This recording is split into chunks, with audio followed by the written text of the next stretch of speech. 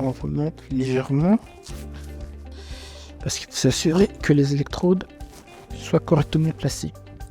Parce que l'un des défis aussi avec du textile intelligent, c'est du textile. Donc, ça bouge.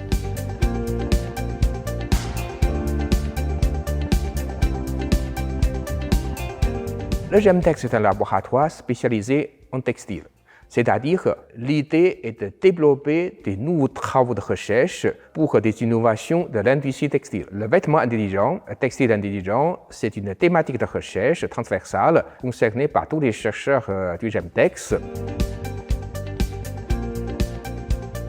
Ce que vous voyez, c'est le t-shirt, on appelle le smart t-shirt pour le pompier. Ce que vous voyez, c'est le côté extérieur et ici, vous voyez le côté intérieur. Donc du coup, ici, vous voyez on va dire que c'est un PCB flexible. Dedans, on a intégré tous les microcontrôleurs et les capteurs.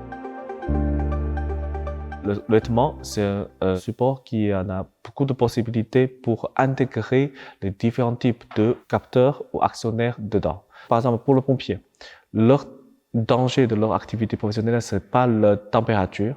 Dans la plupart des cas, ce sont la visibilité. Pendant leur activité professionnelle, la visibilité est très faible à cause de la fumée. Si on a le texte intelligent qui directement mesure le rythme du cœur et les données sont envoyées au centre, donc du coup, on peut bien savoir où il est et puis son état de santé aussi. Ici, dans cette application-là, on a le parti de signaux ECG. On peut calculer bien son rythme cœur. Maintenant, son rythme cœur, c'est à peu près 60 par minute. Ici, on peut mesurer sa respiration. Doucement. Tu tournes et reste un petit peu. Après, voilà. Les données mesurées par les vêtements intelligents comprennent la température de la peau, le rythme cardiaque, la respiration, ECG et aussi les activités physiques utilisées par les sportifs. Il y a deux problématiques. La première problématique, c'est la connexion. Ça veut dire que comment intégrer les composants électroniques dans le textile. Parce que le composant électronique, ce sont des dispositifs rigides. Par contre, le textile, c'est une structure souple. Le deuxième challenge, c'est que le textile, c'est un support qu'on utilise quotidiennement, donc du coup, il a besoin de lavage.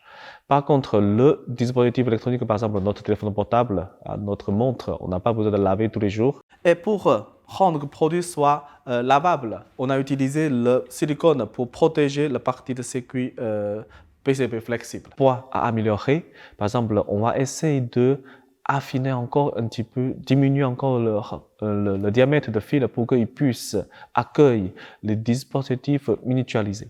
Comment on peut collecter les données avec une quantité incroyable? Comment le traiter en temps réel? Ça, c'est un sujet aussi. Tous les objets, les établissements sont tous connectés. Dans le monde connecté, le vêtement va jouer un rôle essentiel. C'est le support idéal pour connecter l'être humain en termes de physiologie, psychologie, émotion et activité physique.